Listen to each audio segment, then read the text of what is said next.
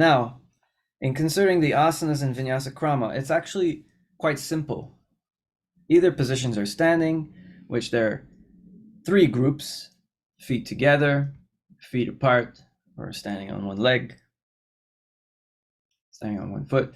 I include also the prostration, like Surya Namaskar, but with a full prostration. One typically might do that after performing a Tadasana sequence to sort of warm up all the joints of the body.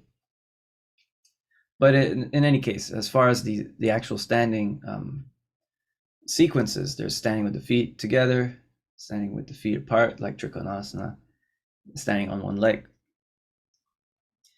As far as the seated group, there's four categories. There's asymmetric seated, and all sorts of variations. There's symmetric posterior stretching, or Paschimottanasana, all sorts of variations which are symmetric in that sense. There's all sorts of Padmasana variations that one can move through in sequence. And there's also a sequence associated with the kneeling down position called Vajrasana. These are all considered seated positions as such. And then, of course, there's lying down. There's two major groups. There's lying on one's back, which lead to Sarvangasana and variations, and also lying face down or prone and variations. So there's supine and prone, essentially. So like we've seen already, I presented various standing positions already, drawing from standing with feet together or feet apart. Of course, we didn't look at yet standing on one foot. But then there's also seated positions. There's four varieties. Either you're sitting asymmetrically or symmetrically, or you're doing Padmasana variations, or doing the Vajrasana sequence, the kneeling sequence.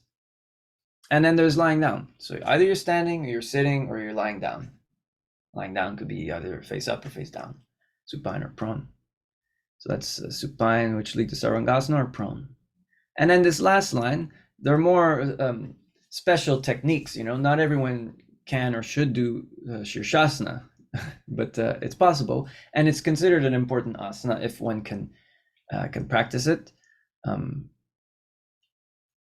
because it goes hand in hand, of course, with Sarvangasana. Shirshasana is often spoken of as the king of asanas. Sarvangasana is the queen of asanas. So Shirshasana has many variations, many such variations actually that are not seen in Ashtanga Vinyasa. But Ramaswamy teaches it. And actually, there's quite a few of these variations also in Iyengar Yoga. Not to mention, even in the supine sequence, there's many such variations not seen in any Ashtanga Vinyasa series. Many Sarvangasana variations also, for that matter. Anyways, inverted also having arm balancing. Many such arm balances entered through the headstand. Here, Bakasana is represented as an example. And then there's like another category that Ramaswamy calls Vishesha sequences, or Vishesha Krama. Vishesha, again, is unique, particular. Earlier we talked about Vishesha Nyasa. Vishesha Nyasa, unique placement in steps. So that's Vishesha Nyasa Vinyasa. Vinyasa Krama. That's the system. So here they're unique because they don't exactly fit neatly into the categories we saw earlier. For that matter, so does the prostration sequences. They don't exactly fit into a particular sequence or particular group or category, as we outlined before. Standing, which has three groups, or seated, which has four groups, or lying down, which has essentially two groups, because Sarvangasana is kind of an extension of supine. So then we have the inverted, which kind of includes the arm balancing. And then these other ones. So side plank, Vasishtasana, there's all sorts of variations. Again, these don't exactly fit into these categories, so let's categorize them separately as a Vishesha sequence, Vishesha Krama. And also this Anjaneyasana sequence, It's related to Hanumanasana. And then the second panel is actually the very potent part of practice, where it's like static, long stays in these important asanas and mudras, which lead to pranayama proper. And then, of course, some sort of process to withdraw the senses. And then finally, sitting for meditation proper to allow the process of meditation to unfold. So now we could look individually at all of these groups listed here, just rather quickly. So in Vinyasa Krama, all of the asanas are, of course, done with a long breathing focus. I'm reiterating. Concept of logical progression and counterbalancing or pratikriya, and importantly, including potent procedures such as bandhas and long holding mudras, plus pranayama, which then leads to seated meditation proper. All of it, of course, is preceded by following yama niyama as the important prerequisites of social disciplines and personal observances. Right? Now, so the scope of the system to choose appropriate asanas as according to any number of vinyasas seen here, the different sequences, and according to capacity is an important aspect to take into consideration, yatha shakti. And there's also consideration of 3 stages of life, where one is coming at it from, coming to the practice. I mean, not all of the possibilities are presented in an extensive manner, but pretty comprehensively, I cover much of it in these representations here. So it's meant to go 1, 2, 3, 4 in terms of the panels here. So we have standing on the toes. We have different arm variants, arm movements. You can't really see there, but there's all sorts of movements. Bending the arms like this, bending the arms like that, bending the arms like this, all sorts. Even standing with the feet like Charlie Chaplin. So many variations. This actually appears in an advanced Ashtanga series. Then there's bending the spine back. Different ways of doing so with the arm positions. There's another arm position that's not included here, but in any case, I just give 2 examples. Bending to the side, also twisting the spine. Here, there's 2 different arm positions represented, with the arms to the side while twisting, or the arms above the head while twisting. Right? After this, you would move to the next major joint in the body, which is the hip joint. So that's moving with the forward flexion, Uttanasana, with variations like Parangushtasana, Padahastasana, also bending forward twisted, or doing a kind of more extreme forward bend that's like standing Titibhasana, as referred to in Ashtanga Vinyasa. Ramaswamy refers to as standing Kurmasana. So of course, some of these are simple enough, and then some of them are quite complex and not for everyone.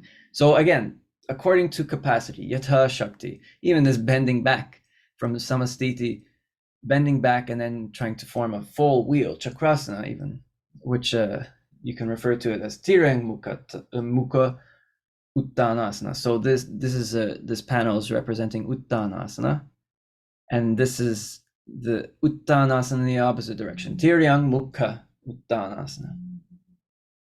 Otherwise, bending in the knees, ardha utkatasana, the half utkatasana, or purna utkatasana, the complete utkatasana, which has variations, malasana and kanchyasana, or pashasana, noose pose.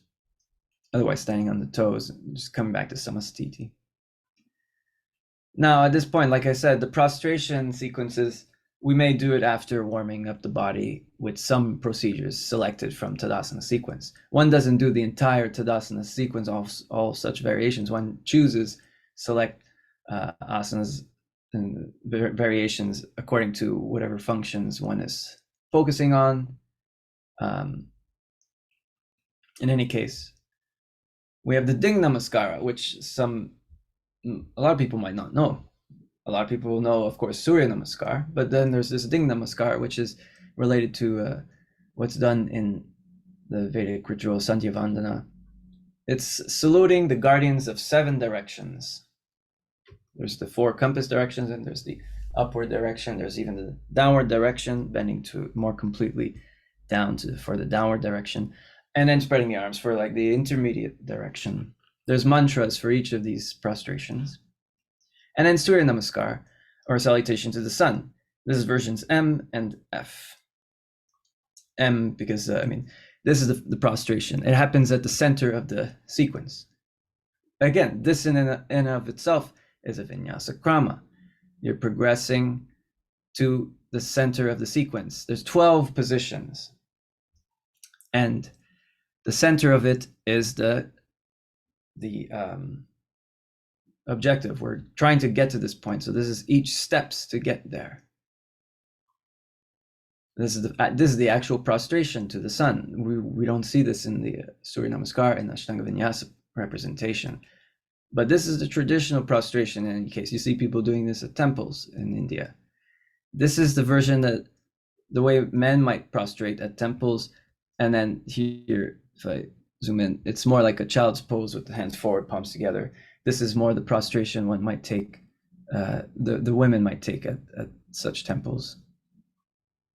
Just by convention, not to say that a woman can't necessarily practice that nowadays, just by convention, we give it as version M and F. I know in Ashtanga Vinyasa they have version A and B, Surya Namaskar. Anyways, those are kind of different. And these are associated with mantras, actually 12 positions with 12 individual mantras. So this is known as samantraka practice. It's not seen in Ashtanga Vinyasa, this kind of procedure.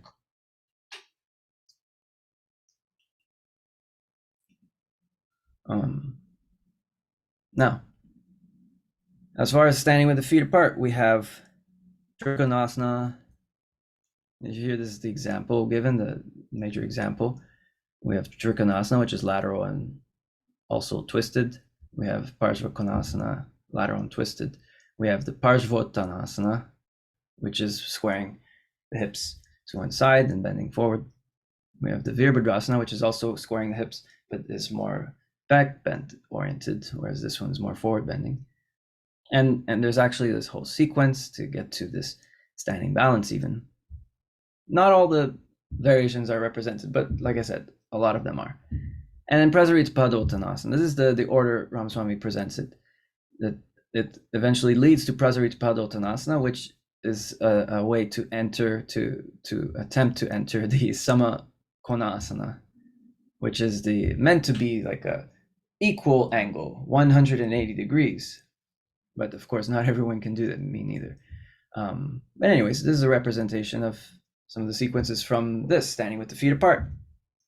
Of course, not everyone has to do all variations. Not everyone has to do Samakonasana. You select whatever's relevant. And initially, we already saw that some of the sequences, the standing sequence at the start didn't have all of the standing sequences like what you might expect in an Ashtanga Vinyasa practice. So just selecting something that may be relevant function-wise, according to what maybe is coming, And a practice need not start standing altogether, but I'll get to sequencing in a rather general way. And then standing on one leg, one foot. This is the most basic one. My teacher refers to this as Bhagirathasana, which is referring to the sage, a king turned sage, Bhagiratha, who performed penance, tapas, to please the divine in order to get the river Ganges to flow from heaven to earth. Otherwise, people refer to it as Vrikshasana. Otherwise, there's all sorts of variations, standing on one leg. And of course, these are popular amongst tapasvins, these practitioners of austerities, tapas, much like Bhagirath was trying to do. And some of them, of course, they're quite challenging, not for everyone. So you select again what's appropriate. The term that Ramaswamy uses is the asana selected must be, of course, appropriate. Like standing on one leg with the other and behind the head. Not everyone might do that, and there might be a over time progression towards that if one is even to do that at all ever, or doing like a back bend. In any case, then there's like a lead-in sequence to come to the ground. So if we're considering seated postures as a category, as a group, we must come to the ground. In Krishnamacharya's Yoga Makaranda, he outlines a very detailed vinyasa krama like that to get to the ground, which is kind of like, I'll compare it to the Surya Namaskar, that there's a lead in to a central point, which is our focus. That was the prostration in that case, or here. And then a return to base, a return home, right? So here, this is the lead in. After we look at the seated postures, we'll see a return sequence. I know in Yoga Makaranda, it's outlined for every single asana. It's explicit or implied that one can treat each asana in this manner. You lead in from standing and then perform the posture on the ground, and then you come back up to standing. And in that way, Ramaswamy, he actually gives us two options. Not everyone should be doing weight bearing on the wrists, for example, and doing these dog poses. So he gives this other option, also done slowly with long breathing, to simply come down with a long, smooth exhalation to a squat, to finally come sit down as such, and then you're down. And then the same way to come up, we'll see that later.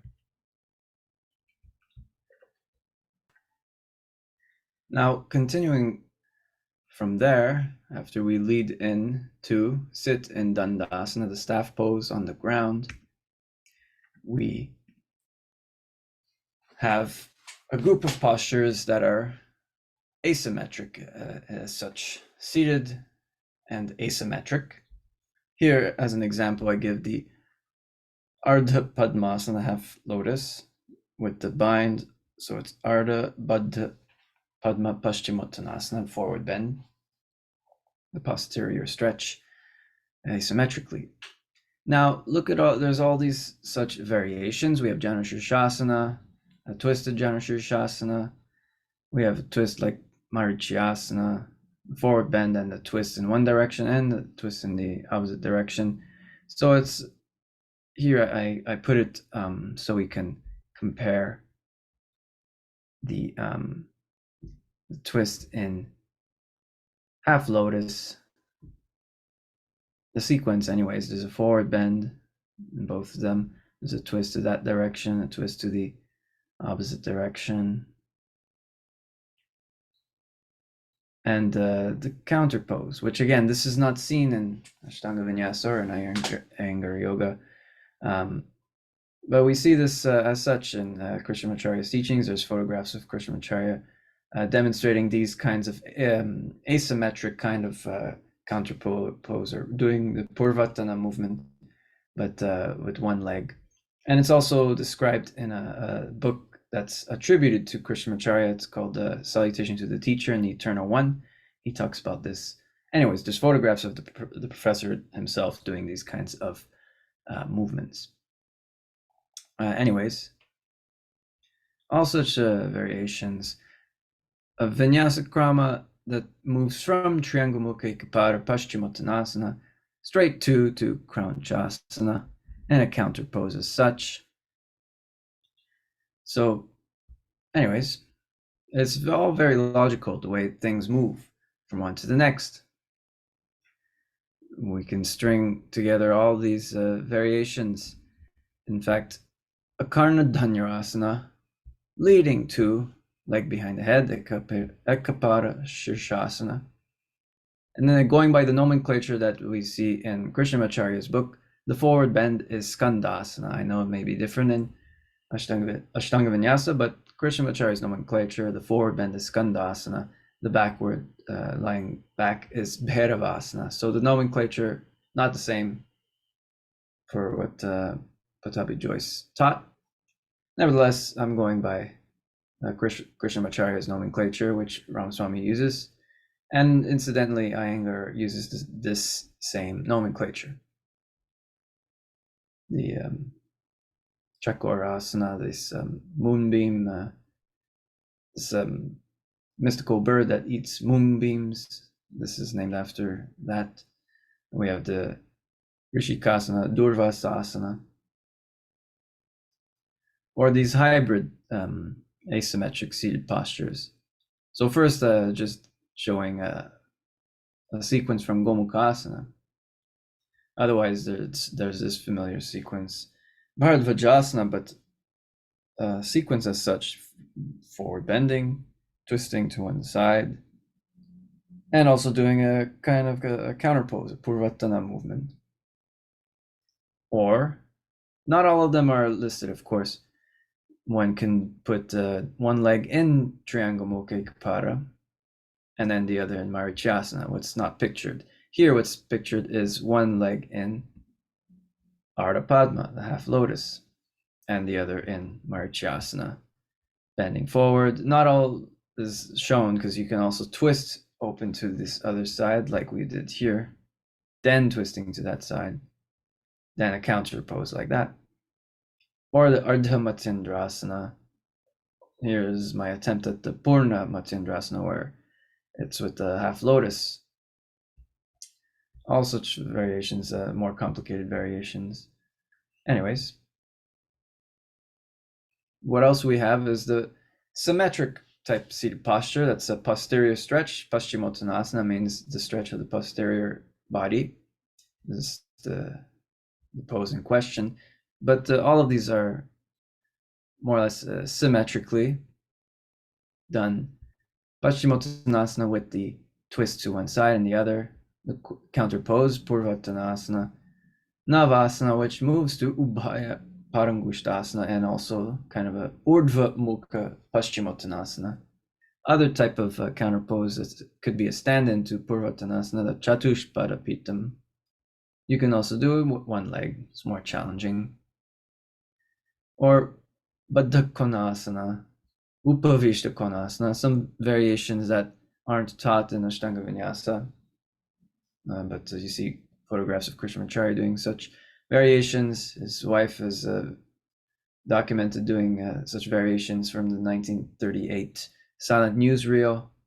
Also, you see in the more recent documentary, Breath of the Gods, you see the youngest daughter of Krishnamacharya's, Shri Ma'am, doing such variations. Iyengar also taught such variations, incidentally. So these, the legs are getting wider until you can spread them more or less to the 180 degrees.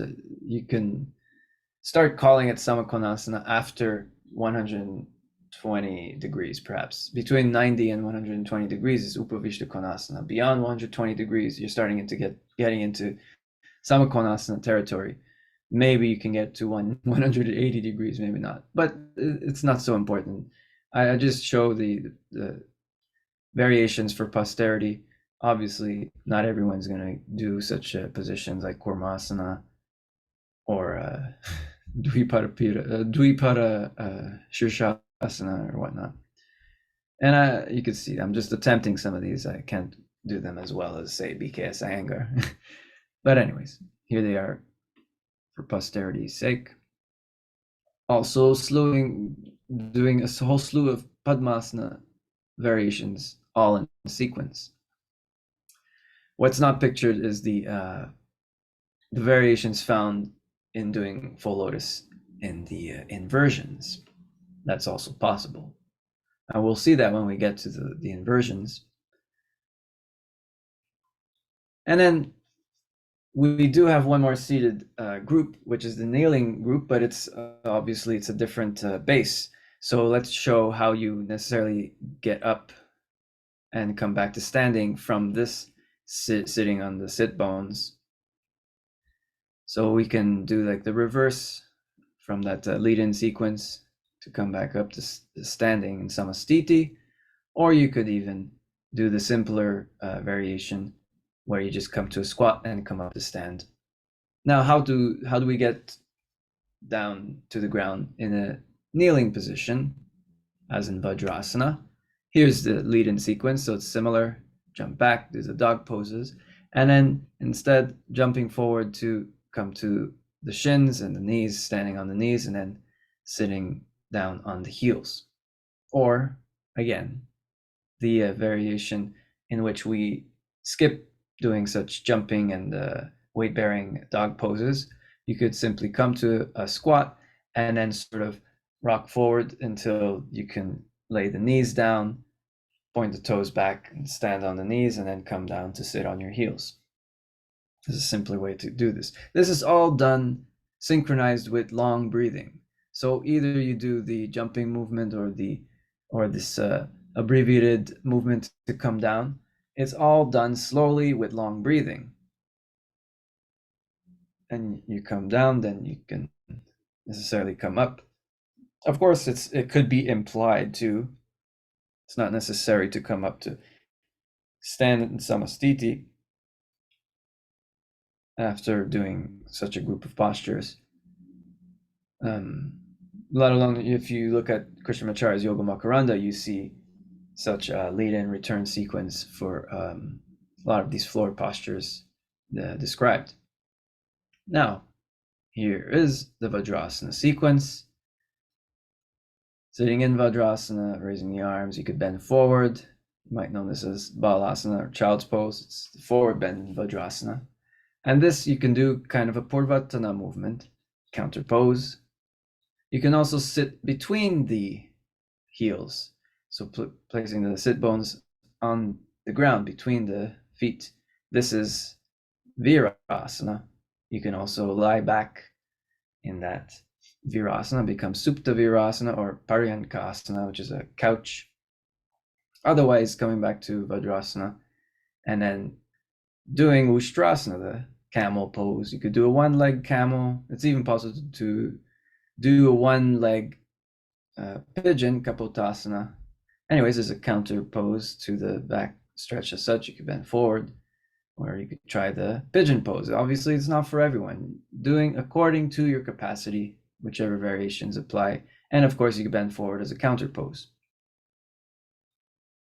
And then, of course, the return sequence. So either coming to stand on the knees and then leaning forward and jumping back, doing dog poses and jumping forward to come stand up in Samastiti, or standing on the knees and then tucking the toes and rocking back to stand on your feet in the squat and then coming up to stand in Samastiti. All done slowly with the breathing. It requires the guidance of the teacher to instruct how it is done with the correct breathing at the correct moment. Now we're coming to discuss the supine positions, coming to the starting point or hub posture of Suptasana Sthiti. How do you get there? Well, we can come to sit and then lie back as such, similar to what we saw earlier. Bend forward and jump back to the dog poses, and then jump forward to sit and then lie back. Otherwise, you can also come through to the squat to come sit down simply and then lie back. Now, the supine sequence, here are some such variations. This is the Tadaka Mudra. So we have just a lateral kind of a stretch where you walk the feet to one side. You could turn the head to the opposite side. This is the Parshva stretch, the lateral stretch, and a variation of Jatara Parivritti. Otherwise, we have Apanasana. If you raise your head, it's called Pavanamuktasana. I said that earlier. Two variations of Dviparapitam with the hand variations, or doing with different variations in the legs. One leg in different positions. So it's asymmetric variations of Dviparapitam, either one leg stretched out or one leg raised all the way to, reaching towards the ceiling, or even one leg in half lotus is possible. Obviously, not everyone is going to be doing lotus postures.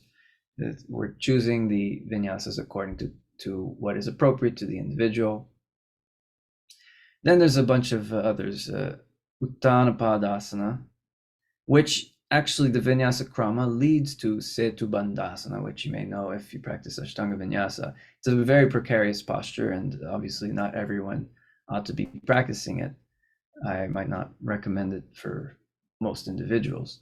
Uttanapadasana is preliminary to that. In Ashtanga Vinyasa, they don't occur directly after one another. In Vinyasa Krama, you see this. Also, there's a video of Krishnamacharya in 1938 practicing these two postures, one after the other. So there's this Vinyasa Krama there. Or the Urdhva Mukha Svanasana from a supine position, even doing one leg variation. Raising the legs, even doing Supta Parangushtasana and different variations, taking the leg out to the side. And also there's other variation here where you sort of, it's a bit like a hip opener.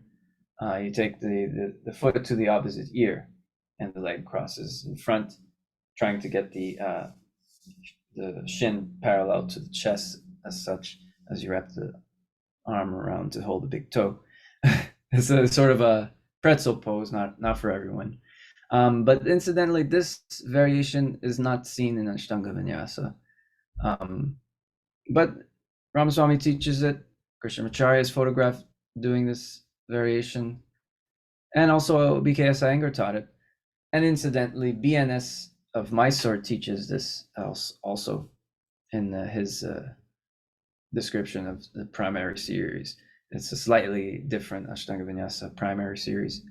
And this can also move to the twist like this. This is the one leg version of the supine twist Jatara Parivritti.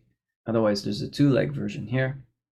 There's also raising the legs like such, but both legs at once, both arms. There's even this, actually my teacher, Ramaswamy, doesn't teach this, but I learned it in Iyengar Yoga. There's something similar in Ashtanga Vinyasa, just a different arm position that doesn't do this so much. But also Kaustubh Deshikachar includes this variation. Iyengar calls it Anantasana because it resembles Lord Vishnu lying on his couch, which is his servant Ananta, otherwise known as Adishesha, which Patanjali actually is said to be the avatar of this mythological creature, servant of Lord Vishnu. Anyways, these are such supine variations.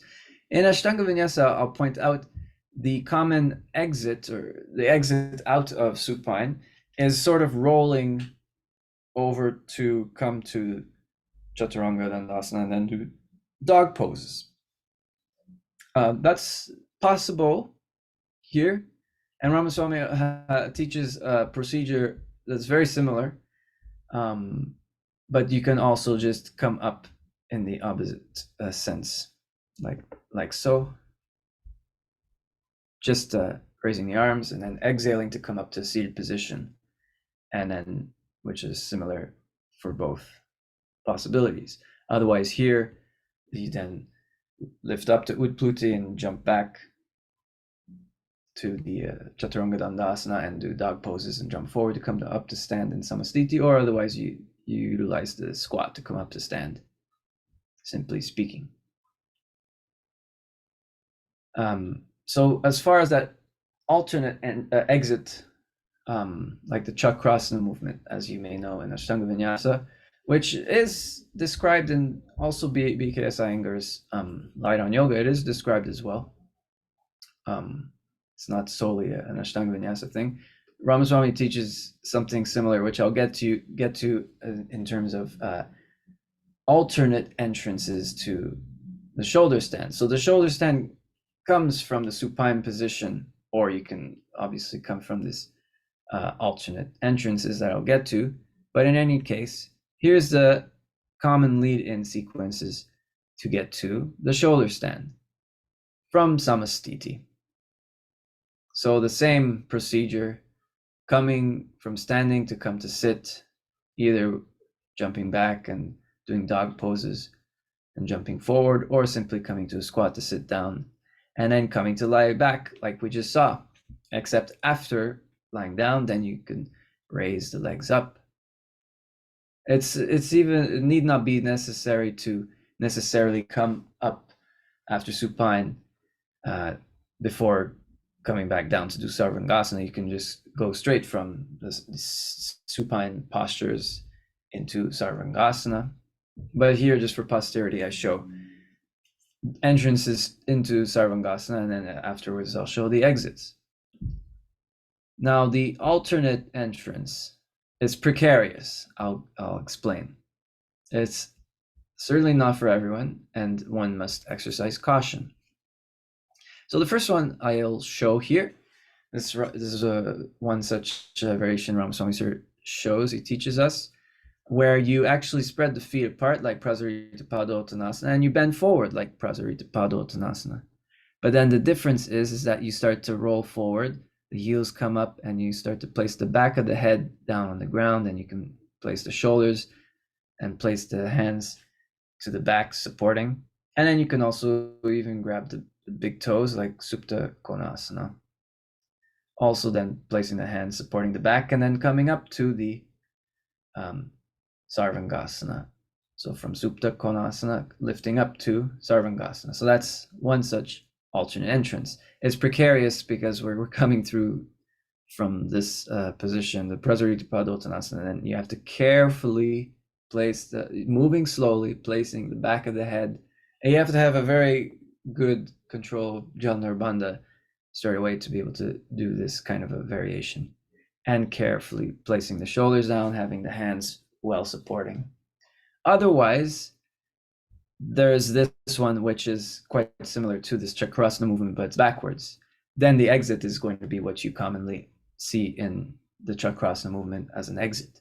So here, from standing, jumping back, dog poses, and now from this kind of a movement, from the Adho Mukha Svanasana, the downward facing dog, where you start to bend the elbows, place the head down, and carefully coming to Halasana, the plow pose, where you place the back of the head down, carefully getting the shoulders down, then supporting the back and raising the legs. And there you are, voila, you're up in Sarvangasana. These are very precarious, like I said. I can't reiterate this enough. Just because it's there's such a variation doesn't mean you have to practice it. I'm just showing it for posterity. Some people may be able to practice it. Others, it's not necessary. There's more appropriate lead-in sequences like we saw, perhaps just this one. If you're doing with long breathing and moving slowly, that's all that matters. Now, hang on. So moving on, Sarvangasana and variations. So here are some such variations: bending one knee to the forehead, both knees, one foot down. You could even do the reverse where you drop over the other foot into a sort of back bend while the other foot is pointing to the ceiling, or bending one leg down to the side, or alternating between the plow pose and dropping the feet over into this sort of a backward bend here while supporting the back. You can support like this, or you can adjust it so that it's not so much folding the wrists as such. You can alternate the position of the hands. So between these, there's a counter movement occurring. Obviously, some of these such positions and movements may not be possible.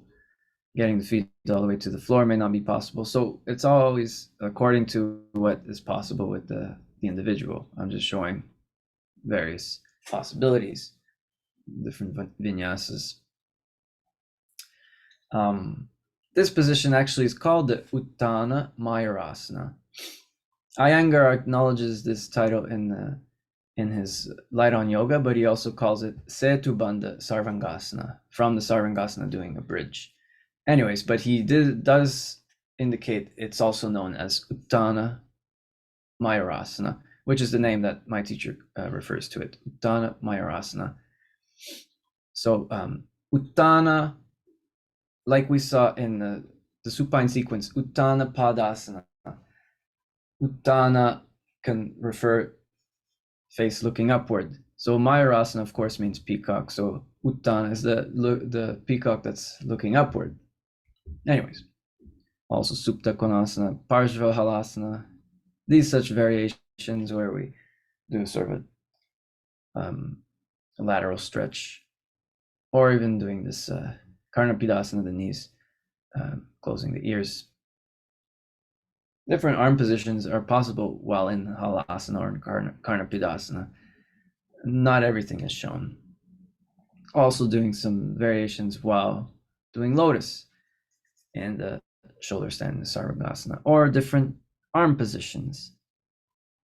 This is the Niralamba Sarvangasana without support. If this is Salamba with support, this is Niralamba. Anyways, now the exit. So you could come to the Viparita Karani position, place the hands on the ground and carefully lower the hips down and legs down. And then come up to seated and then jump back. Dog pose, jump forward, come up to standing. Or again, come to lie on your back and simply come to a squat to come up to stand. Now the exits from the precarious return sequences. Carefully coming to Supta Konasana. You can also momentarily grab the big toes in doing so. Place the hands to the back. And now carefully placing the palms on the ground and slowly rocking forward so that you start to come off of the back of the head, and then you can place the top of the head down. Prasarita Padottanasana proper, and then you can come up and stand in Samastiti. Otherwise, from the dog pose, this is like your Chakrasana movement, in Ashtanga Vinyasa. From the Sarvangasana, lowering down to Halasana, placing the hands down, and then carefully rocking back so that the head comes off the ground, and you can come to your Chaturanga Dandasana. You can even lift up straight to the Adho Mukha Svanasana. Otherwise, you can do these three: Chaturanga Dandasana, Urdhva Mukha Svanasana, and then Adho Mukha Svanasana before then jumping forward and coming up to the stand in Samastiti.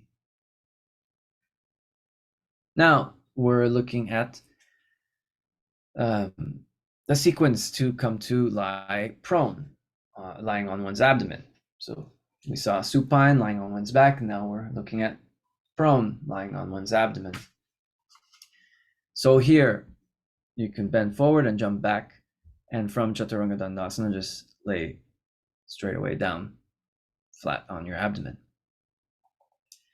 And the prone variations, we have what my teacher calls Makarasana, which is another name for crocodile pose. I know there's another type of crocodile pose in Ashtanga Vinyasa and Iyengar's Light on Yoga. That's Nakrasana, crocodile. But here, this is Makrasana, where we keep the forearms down. And we can also bend the knees, bend the legs. This is like the tail of the crocodile.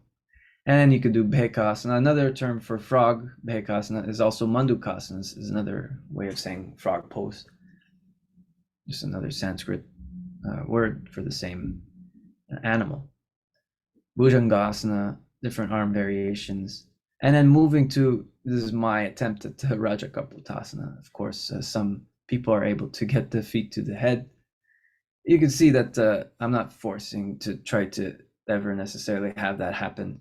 So we just practice where you're at, You don't even need to practice such a variation. In any case, each of these have challenging progressions. The Bhujangasana can turn into this Rajakapottasana. The Shalabhasana can be done one leg asymmetrically and then symmetrically. Different arm variations are possible. even clasping the hands behind the neck and lifting up like that. Some people call that one Makarasana, which is a term for a sea creature. Now, this Shalabhasana could then transition to the inverted Shalabhasana, Viparita Shalabhasana, which can transition to Gandhabhirundasana. Very difficult pose. And obviously, again, I'm not forcing myself to try to get the feet to the head. Some people can do it. Obviously, I'm not there. That's my attempt, like my attempt at the Raja Kapotasana, the king pigeon. And obviously the counterpose to such movements, you can move back to forward bending Vajrasana. Also the Dhanurasana, you could do one leg Dhanurasana, and you could do two legs, just a simple reaching back. You can also turn to lie on one side and then the other side. And then also working on one leg variation, also two legs. I showed the one leg variation afterward, because then in comparison for a hybrid one leg Dhanurasana, these are the Parangushta grip, where you're grabbing overhead as such instead of reaching back. It's more challenging. Not everyone ought to practice it. It's just I'm just showing as part of the progression. So here, this is the simple one leg or asymmetric Parangushta grip of Dhanurasana. Otherwise, here's a hybrid variation where you're taking one leg in Bhekasana, frog, and the other leg grabbing in this Ekapada Dhanurasana. Ekapada Parangushta Dhanurasana. This pose, I've seen it referred to as Gherandasana, which is referring to Gheranda, the sage that's teaching what's in the Gheranda Samhita. It's honoring this sage, this Hatha yogi. Now, what's next? Of course, we'll show the return sequence to come up to Samastiti.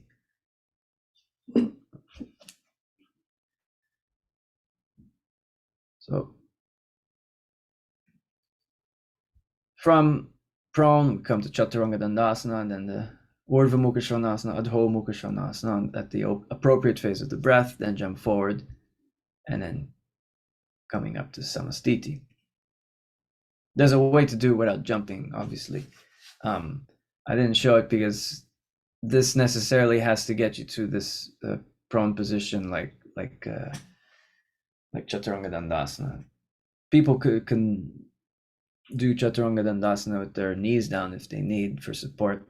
There's different ways. I didn't show all the modifications. This is the classical way. Now the lead in to come to Shirshasana, we're essentially coming to Vajrasana, which is like we saw earlier, either the jumping variation or simply coming through the squat to kneeling and then setting up for your Shirshasana headstand. And then there's all such variations, many variations that are not seen in Ashtanga Vinyasa. Very helpful variations, I might add.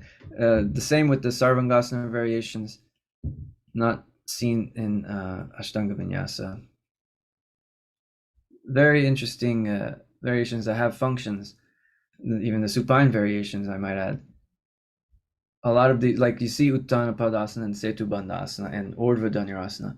You see this in Ashtanga Vinyasa, but you don't see these other variations. The Apanasana, Dviparapitam, different hand positions, different legs. This variation from the Supta Parangushtasana sequence, one leg variant. These twists, this is a supine twist, not seen in Ashtanga Vinyasa. Iyengar does teach this Jatara Parivritti. He might call it by another name, Jatara Parivartanasana, which also means the twisting of the abdomen. Anyways, a lot of variations that aren't seen in Ashtanga Vinyasa series, any of the series, not just what's in primary.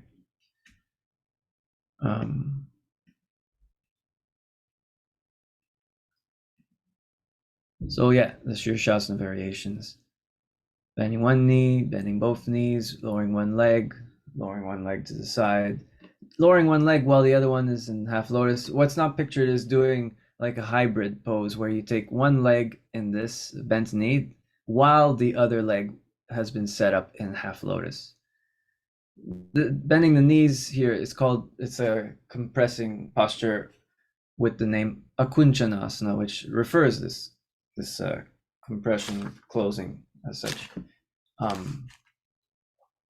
Otherwise, there's twisting while in the Shirshasana, or with the twisting with the feet apart. You can even have the feet apart without the twist. It's Urdhva Konasana or Viparita Konasana, the inverted angle, having the feet wide, or you could take the feet together.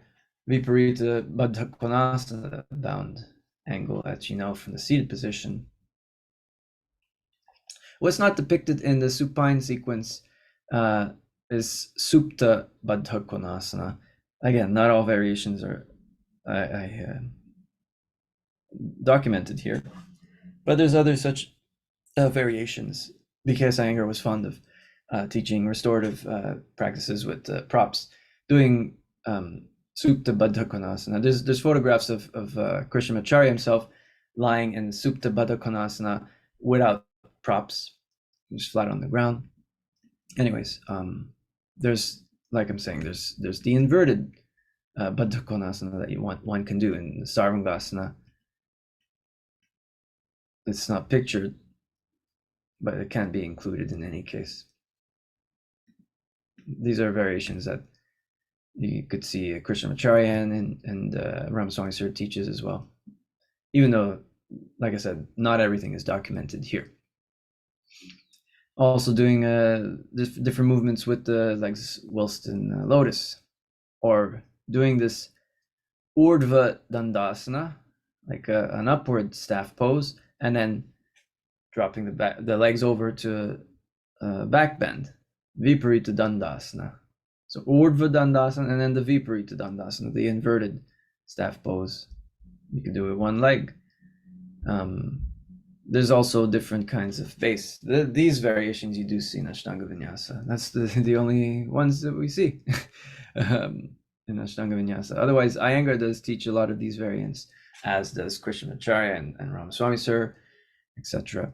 So having the tripod base like this, or tripod base of the hands in the other sense, or grabbing the opposite elbows, or having the hands on the ground with the arms straight, is less stable. One isn't necessarily staying in such a variation as long as just the plain regular Shirshasana. Otherwise, the Shirshasana can be a posture you stay in for a duration of time, so long as it's comfortable. You're not hurting yourself, because it can turn to Viparita Karani Mudra, where you stay for a long time and you don't move. Then you stay without doing these variations, and you focus on this long breathing, practicing bandhas at the correct phase of the breath. And straight away talking about arm balancing, because a lot of these we can think of in terms of inversion. Indeed, some of these you can enter from this tripod headstand, the tripod Shirshasana. So of course we have Pincha Mayurasana. You have Pincha Mayurasana with the legs in lotus.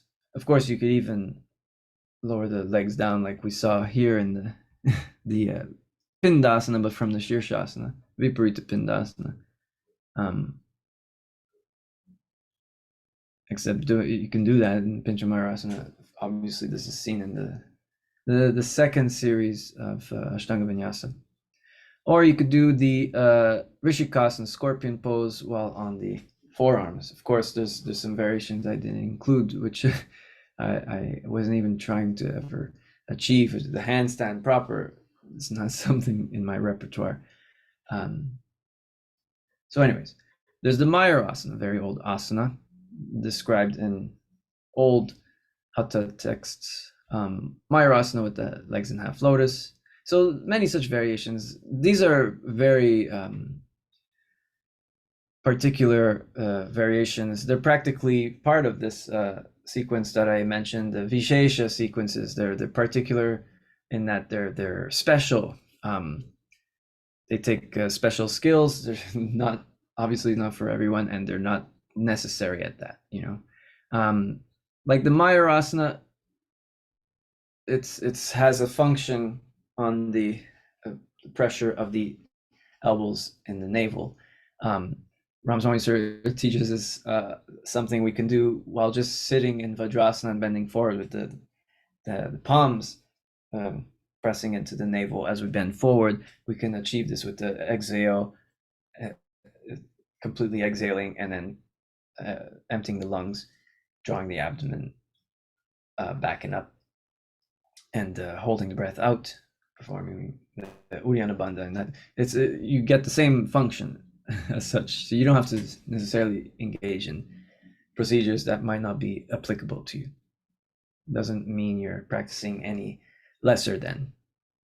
But anyways, these are some variations if one is to practice arm balancing. The Bhujapadasana, Bakasana can be entered from jumping from the dog pose or from a headstand.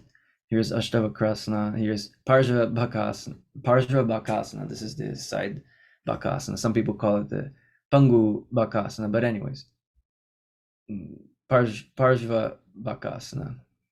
Kaundinyasana with 2 legs, or Kaundinyasana with 1 leg, or 1 leg Bakasana. This is a variation of Galavasana. Otherwise, this is another 1 leg Bakasana. So either we're taking 1 leg forward or we're taking 1 leg back. It's very challenging variations, not for everyone. And anyways, Urdhva Kukutasana. If we saw in the lotus sequence earlier, if I can get to it, the lotus sequence has Kukutasana. It's an old asana seen in Hatha texts, medieval Hatha texts. Doing so from the headstand, coming to the arm balance, where you place the knees on the backs of the upper arms. It's kind of like you would for Bakasana, trying to get as high up as you can, whilst the legs being in lotus, full lotus. That's then Urdhva Kukutasana. Anyways, trying to do so, twisting to one side or the other. Of course, there's the full Parshva Kukutasana. Some people can do. I didn't try in this document here. And then the return sequence from Shirshasana is very similar to what we saw from Vajrasana, the 2 options.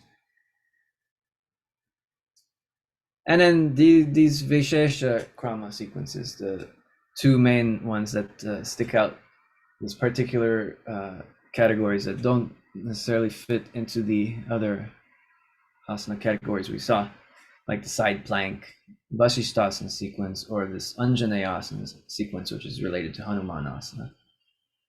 So here's some variations from the side plank. You know this one in Ashtanga Vinyasa, but you don't know this one. It's not in the Ashtanga Vinyasa series, the advanced series. But Ramaswamy teaches this one, where you have 1 leg rather in lotus. And Ramaswamy Sir calls this Kashyapasana, which incidentally is the same name that BKS Iyengar calls it. Kashyapasana. I know in Ashtanga Vinyasa nomenclature, Kashyapasana refers to a leg behind head posture.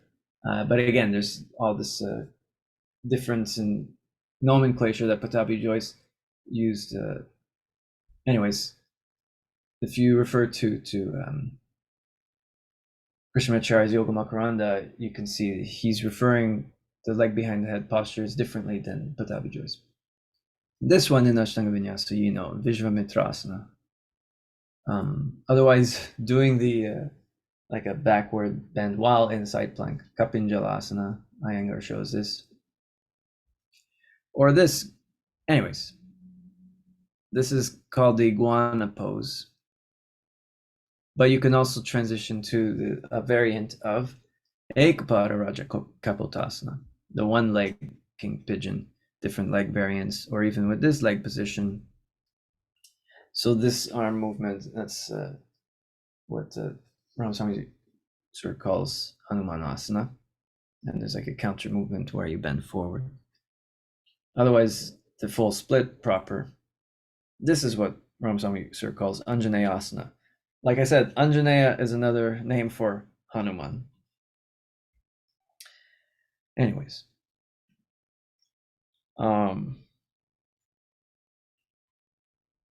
so a beginner practitioner can get a balanced and well-rounded practice from the beginning, and I mean, like, they don't necessarily have to do all these complicated postures, but they could practice what's applicable to them from each of these categories, you know.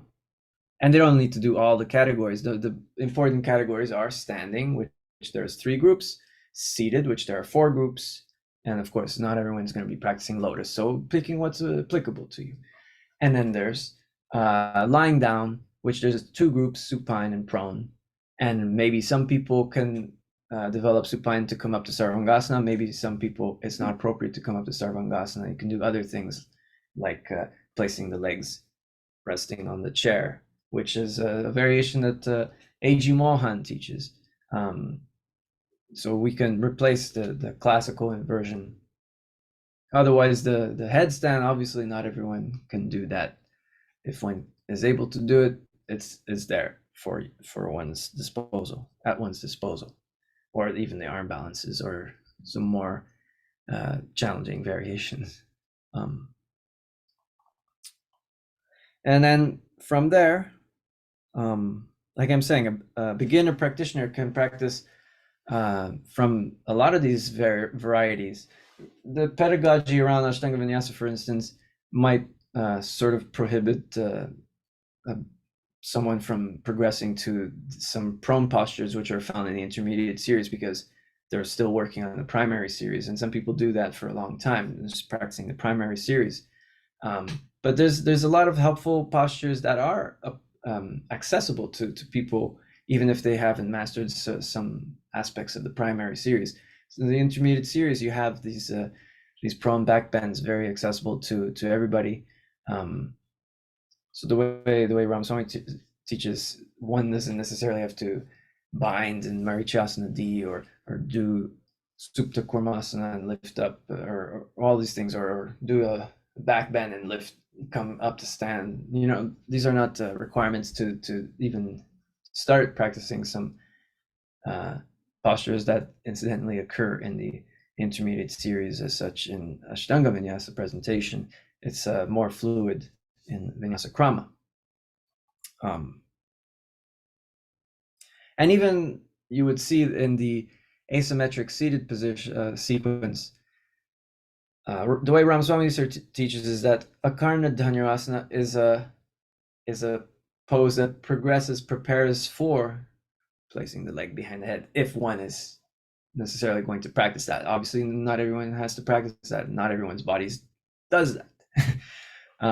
But just as a matter of discussion, incidentally, Akarna Dhanurasana, this archer's pose, pulling the foot back to the ear, like as if you're drawing the bow in the string of a bow.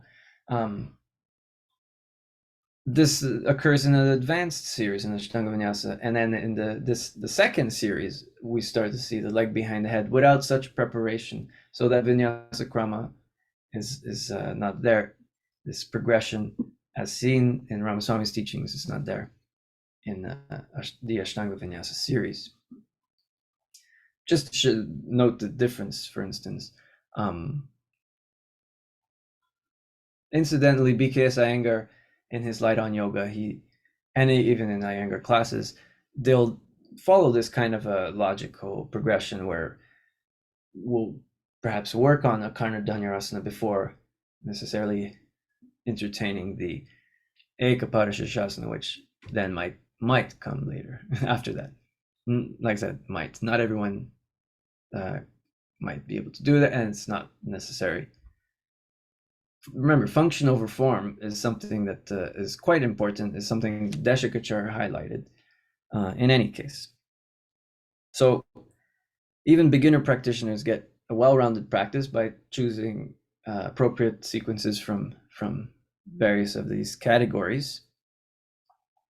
There being perhaps tens of possible sequences, at least 20, 30 various practices that can take you through attempting any number of these asanas presented, found in 6 series of Ashtanga Vinyasa or the 200 asanas in Iyengar's Light on Yoga. So it's not condensed into 3 or 4 series or 6 series. You would spread them out into shorter practices, fewer asanas, longer breathing, right? You're not trying to fit 70 asanas in a single practice. So fewer asanas, and each of these challenges, you can develop a vinyasa krama progression and then coming down, counterbalancing. So not trying to jam pack a lot of different challenges into one single practice with 70 asanas, as seen in Ashtanga Vinyasa. It's a different outlook as such. Now, yeah, just one would spread it out into so many practices. Say you could get through the same number of asanas seen in the 6 series of Ashtanga Vinyasa or 200 asanas seen in Iyengar's Light on Yoga. Just spread it out in so many practices, say 20, 30 practices, you can probably get through a lot of these variations if one is attempting to do so. Like I said, not everyone is necessarily requiring to practice all of these things. These are just presented for posterity's sake and very much working mostly on the level of propaganda, yoga propaganda. This is the way Krishnamacharya used to talk about such fantastic asanas, is more for propaganda. Some people can practice that and derive certain benefits, and the body becomes quite agile, and that has benefits, but not everybody does that, and that doesn't mean that they're not engaging in a profound practice. The breathing is what makes it profound, so one can be engaging in appropriate asanas and get tremendous benefit. That's all one can say. So at this point, I'll just again reiterate, it is important not to get caught up in asana striving.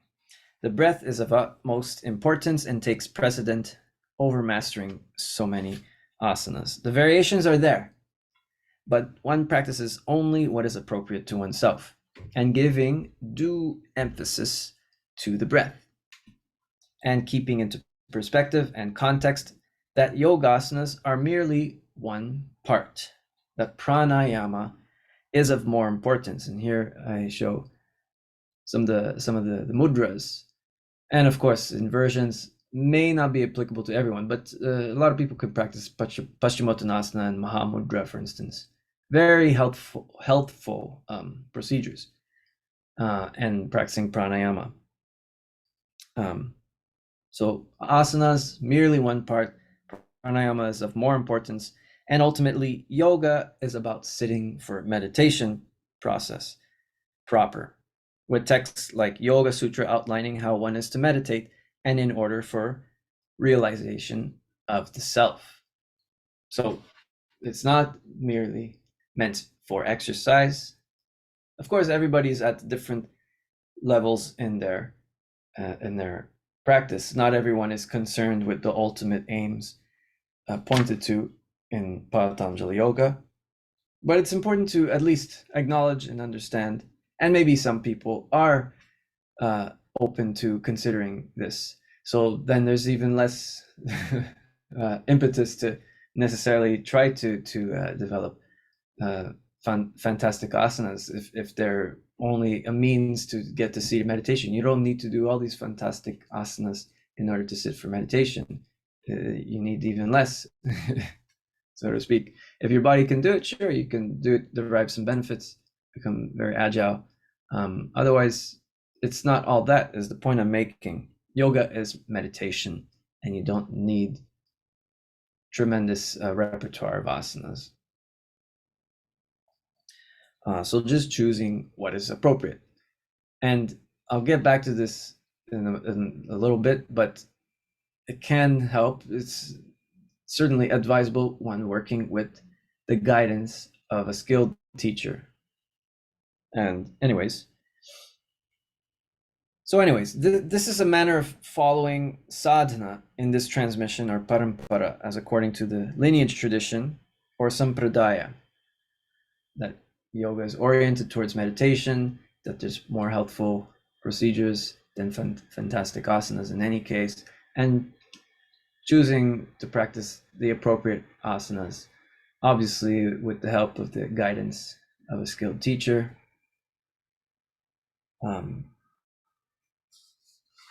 So now, let's go to this topic. So of course, yeah, pranayama and leading to meditation, which is what I was saying.